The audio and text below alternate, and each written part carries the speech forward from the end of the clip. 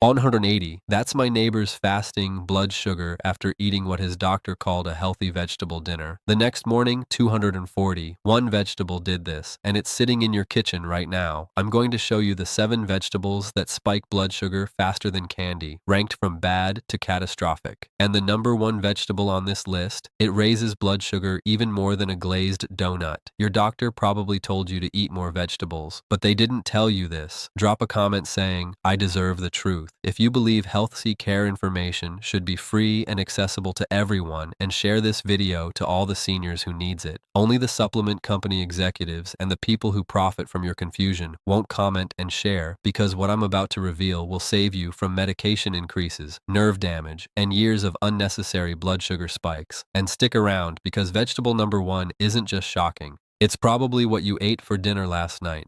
Here's what's happening inside your body right now that nobody talks about. Not all vegetables are created equal. Some vegetables are packed with starch that your body digests faster than table sugar. White potatoes, in particular, have a very high glycemic load. As a result, a baked white potato can raise blood sugar even more than a glazed donut. Let me break this down. When you eat starchy vegetables, your body breaks them down into glucose within 15 to 30 minutes. That glucose floods your bloodstream. Your pancreas panics and dumps insulin to handle it, but after 60, your cells are 70% less responsive to insulin. So that glucose just stays in your blood, damaging everything it touches.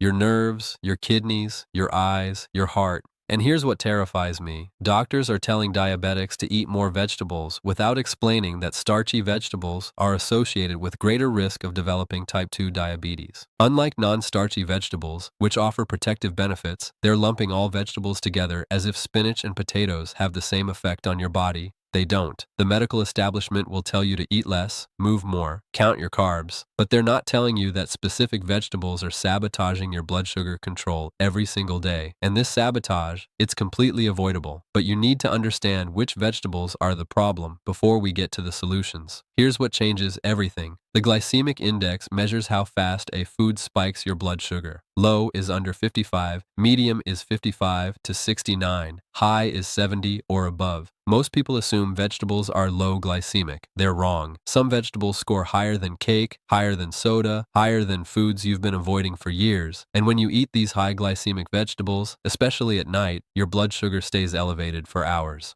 This causes inflammation, damages your blood vessels, and makes your diabetes worse. But here's where it gets critical. Not all starchy vegetables affect you the same way. Some are manageable with the right preparation. Others should be avoided completely. And a few will destroy your blood sugar control no matter what you do. I've spent months analyzing clinical studies on vegetable glycemic index, talked to endocrinologists, reviewed decades of research, and I'm ranking 7 vegetables for you right now, starting with the ones that are bad and building to the one that's an absolute blood sugar catastrophe. Vegetable number 7, corn. Let's start with one that surprises most people. Corn. Yes, technically it's a grain, but most people eat it as a vegetable. And here's the problem. Corn is sweet and starchy and best consumed in small portions. A cup of corn contains about 31 g of carbohydrates. For comparison, that's more carbs than 2 slices of white bread.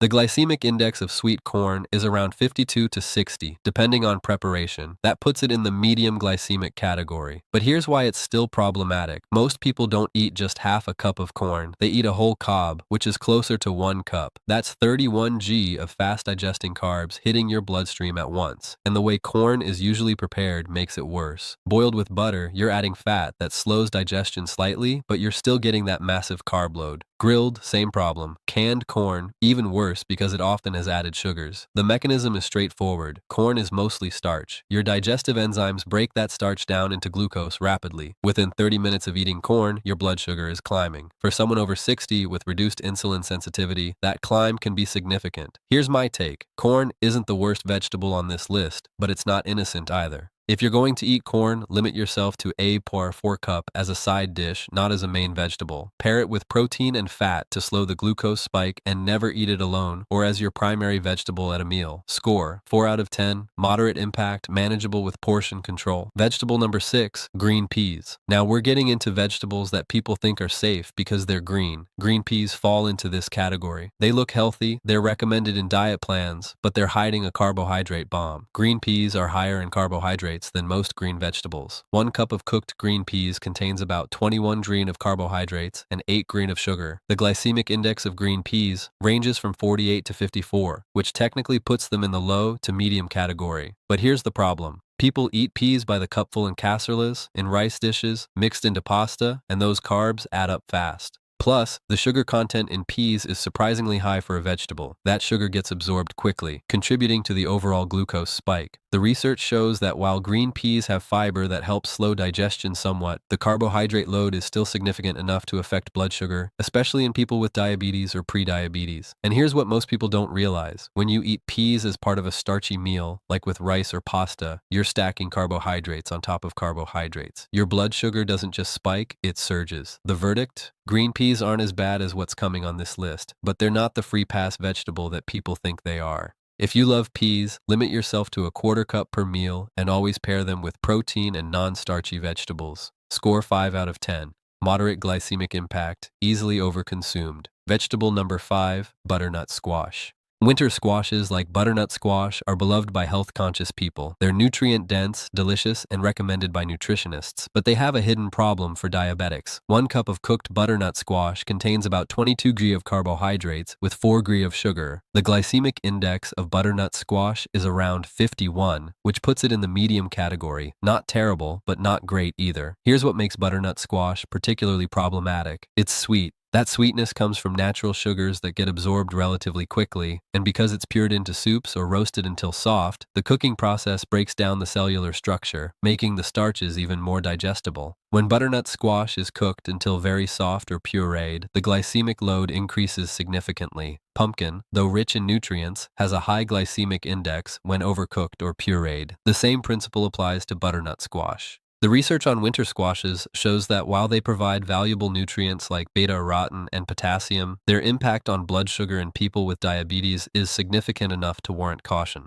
But here's the bigger issue. Butternut squash is often served in large portions. A bowl of butternut squash soup can contain 2 to 3 cups of pured squash. That's 44 to 66 grams of carbohydrates in one sitting. For someone trying to control blood sugar, that's a disaster. My recommendation, if you eat butternut squash, limit yourself to half a cup. Keep it firm rather than overcooked and pair it with plenty of protein and fat. Never eat it pured in large quantities. Score 5.5 out of 10. Medium glycemic load, dangerous in large servings. Vegetable number 4, beets. Now we're entering the territory where vegetables start becoming real problems. Beets are often recommended for their nitrates and cardiovascular benefits. And yes, they have those benefits, but they also have a blood sugar cost. Beets contain natural sugars that may raise glucose if not balanced. 1 cup of cooked beets contains about 17 g of carbohydrates and 14 g of sugar. That's an incredibly high sugar content for a vegetable. The glycemic index of beets is around 64, which puts them in the medium to high category, but that number doesn't tell the whole story. The sugar in beets is primarily sucrose, which gets broken down and absorbed quickly. Clinical experience shows that people with diabetes who eat beets often see significant blood sugar spikes within 45 minutes to an hour. And because beets are often eaten in juice form or in large quantities, like a whole roasted beet, the glycemic load becomes even more problematic. Here's what makes beets particularly dangerous. They're marketed as a superfood. People think they can eat unlimited amounts because they're natural and full of antioxidants.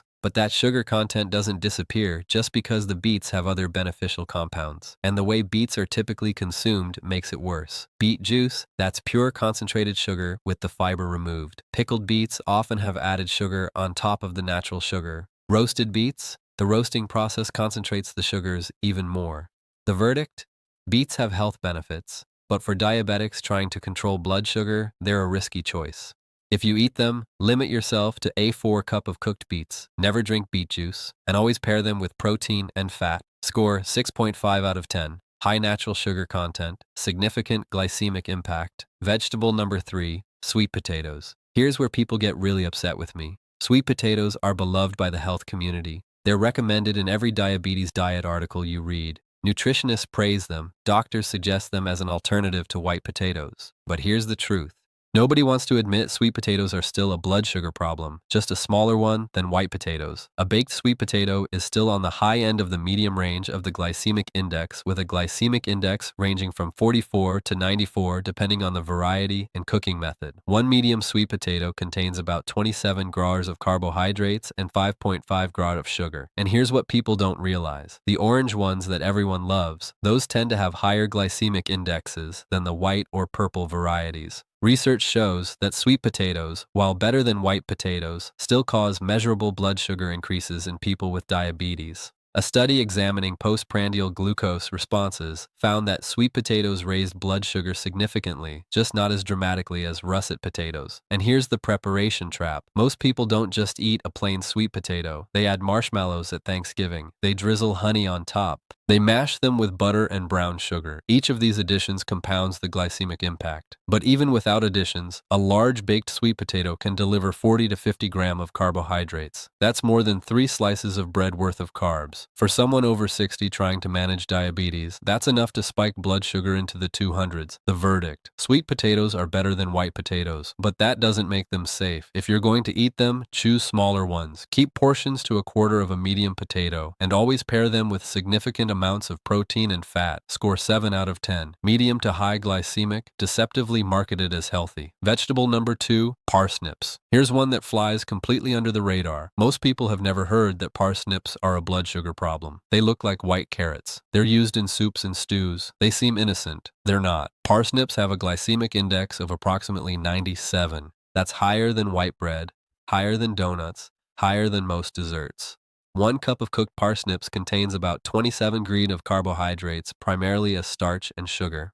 The reason parsnips are so problematic is their structure. They're a root vegetable that's almost entirely starch. When cooked, that starch breaks down rapidly and floods your bloodstream with glucose. And because parsnips are often roasted or boiled until very soft, the cooking process makes them even more glycemic. There is limited research specifically on parsnips and diabetes, but the glycemic index data we have is alarming. When parsnips are included in mixed vegetable dishes, they contribute a disproportionate amount to the overall glycemic load of the meal. Here's what makes parsnips especially dangerous. Nobody warns you about them. They're not on the typical avoid lists. They show up in healthy vegetable recipes. People eat them thinking they're making good choices. Then their blood sugar spikes, and they have no idea why. And the way parsnips are typically prepared makes the problem worse. Roasted with olive oil until caramelized. That caramelization is literally the sugar's browning. Mashed into soups, you're breaking down the structure even more, making the starches more accessible. My recommendation: avoid parsnips if you have diabetes. They offer no significant nutritional advantage over truly low glycemic vegetables, and the blood sugar impact is too severe to justify including them in your diet. Score 8 out of 10. Extremely high glycemic index. Hidden danger. Vegetable number 1, white potatoes. Here it is, the absolute worst vegetable for blood sugar control. White potatoes, specifically russet potatoes. But all varieties of white potatoes are problematic. And here's the shocking truth that doctors don't emphasize enough. White potatoes in particular have a very high glycemic load.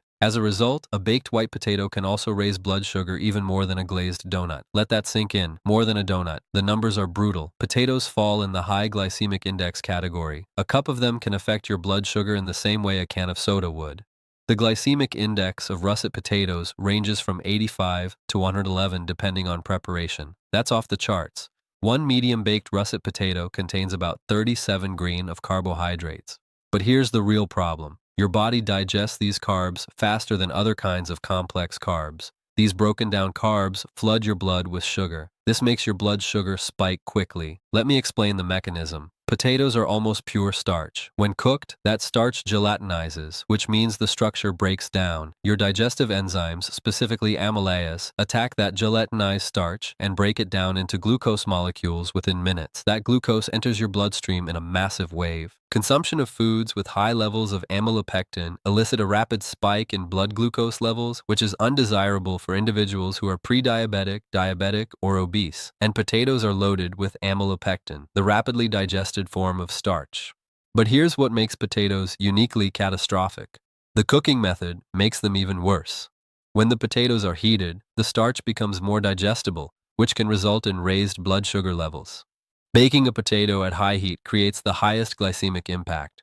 Mashing potatoes breaks down the cell walls completely, making the starch even more accessible. The research on potatoes and diabetes is damning. One study found that women who ate a large amount of potatoes raised their risk of diabetes. Another study found an 11% increase in diabetes risk with each daily serving of white rice. And potatoes have similar effects. And here's the kicker. The glycemic index of pure mashed potato was 108. That's as high as you can get. Pure glucose is rated at 100. Mashed potatoes are worse than pure glucose. Clinical studies show exactly how bad this is. When people with diabetes eat potatoes, their blood sugar spikes within 30 minutes and stays elevated for 2 to 3 hours. That prolonged elevation causes inflammation, damages blood vessels, and accelerates diabetic complications. Here's what's really happening inside your body when you eat a potato. Within 15 minutes, glucose starts flooding into your bloodstream. By 30 minutes, your blood sugar has spiked by 60 to 100 points. Your pancreas releases massive amounts of insulin to try to handle this. But if you're over 60, your cells don't respond well to that insulin, so the glucose stays in your blood. By 60 to 90 minutes, you're at peak blood sugar. For many people with diabetes, that means readings in the 200s or even 300s from a single potato. Your blood vessels are being damaged, your kidneys are working overtime, your eyes are being affected.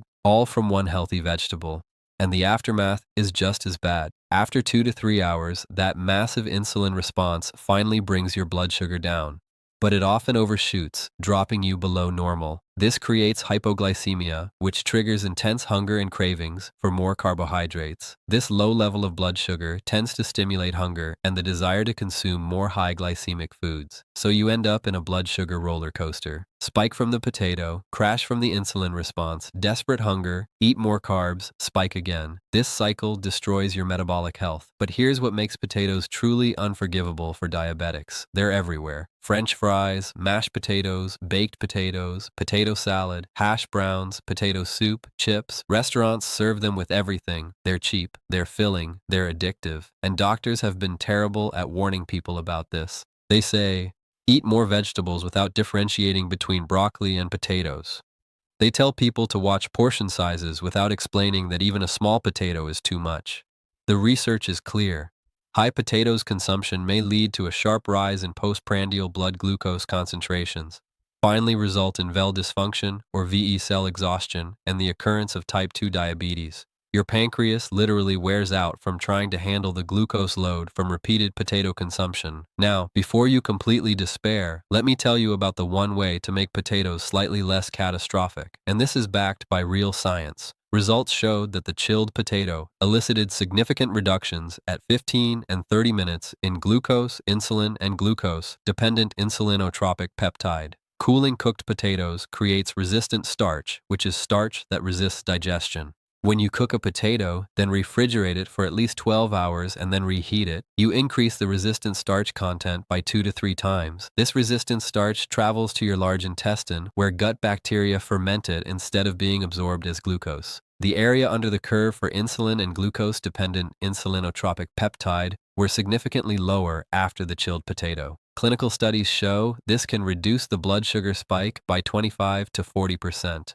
But here's the hard truth. Even with this preparation method, potatoes are still problematic. The resistant starch helps, but it doesn't eliminate the issue. You're still getting a significant carbohydrate load, you're still spiking your blood sugar, just not as drastically, and most people don't prepare potatoes this way. They eat them fresh, hot, and in large portions, which gives them the full glycemic catastrophe. Score 10 out of 10, maximum blood sugar damage. Avoid completely or use resistant starch preparation only in tiny portions. Now let me tell you exactly how to implement this knowledge. First, eliminate white potatoes from your diet completely unless you're willing to do the cook-cool reheat method and limit yourself to 8 or 4 cups. The blood sugar impact is too severe to justify eating them regularly. Second, drastically limit your consumption of parsnips, beets, and sweet potatoes. If you eat them, keep portions to a 4-cup maximum and always pair them with significant amounts of protein and healthy fats. This slows digestion and reduces the glucose spike. Third, treat corn, peas, and winter squashes as carbohydrate sources, not free vegetables. Count them in your carb totals for the day. Don't pile them on your plate thinking they're just vegetables. Fourth, focus your vegetable intake on truly low glycemic options. Leafy greens like spinach, kale, and lettuce. Cruciferous vegetables like broccoli, cauliflower, and Brussels sprouts. Non-starchy vegetables like zucchini, bell peppers, and cucumbers. These vegetables won't spike your blood sugar and provide incredible nutrition. Fifth, use the food pairing strategy we discussed. Never eat any starchy vegetable alone. Always combine with protein and fat. This dramatically reduces the glycemic impact. The glycemic index of pure mashed potato was 108, whereas combined with chicken breast, rapeseed oil, and salad, it was only 54. Sixth, apply the food sequencing principle. Eat your protein and non-starchy vegetables first. Wait 10 minutes. Then if you're going to eat any starchy vegetable, eat it last. This can reduce peak glucose by up to 70%. Seventh, never eat starchy vegetables at dinner or late at night.